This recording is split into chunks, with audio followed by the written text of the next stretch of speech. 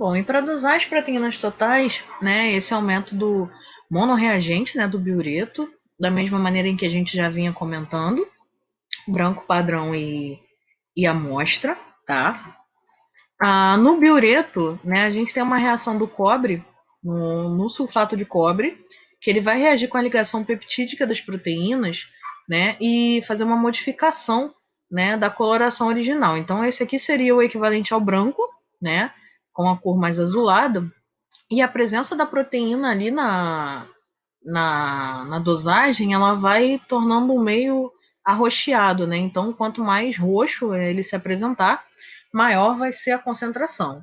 A gente tem alguns fatores interferentes, né? Os triglicerídeos acima de 500 miligramas ou a bilirrubina aumentada, eles vão ser interferentes no processo, é por isso que a amostra ela não pode ter hemólise nem ser hiperlipêmica, tá?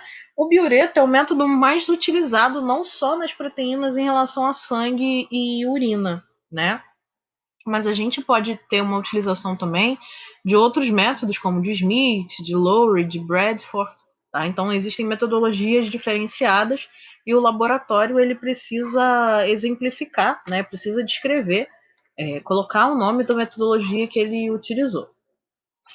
Aqui são os valores de referência, tá? Para prematuros de 3,6 a 6 miligramas por decilitro, recém-nascidos 4,6 a 7, de 7 dias até 1 ano, de 4,4 a 7,6, 1 a 2 anos, 5,6 a 7,5, acima de 3 anos, de 6 a 8, e esse valor se normaliza de 6 a 8 miligramas, independente de adultos, né, homens ou mulheres, tá?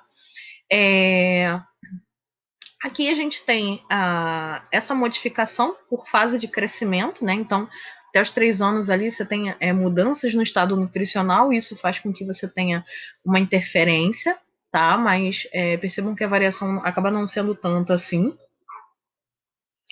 E as proteínas, né? O exame de proteínas totais, ele vai sofrer influências das frações, né? Então, eu posso ter uma elevação das proteínas totais e não necessariamente ser uma proteína que seja de estado nutricional, né? Eu posso ter a elevação de uma imunoglobulina, eu posso ter uma elevação de uma VLDL, que é uma proteína de transporte de triglicerídeo. Então, eu estou dosando o quantitativo de proteínas, mas não consigo ter uma ideia de quem é a fração responsável por fazer essa elevação.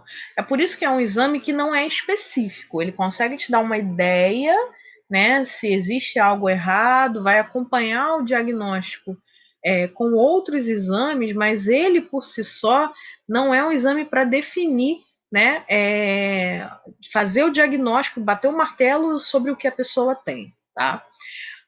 Vai ser influenciada pelo estado nutricional, né? Se tem muita ou se tem pouca proteína, sobre a atividade do fígado, atividade renal, erros metabólicos, se existe boa absorção ou se não existe, né?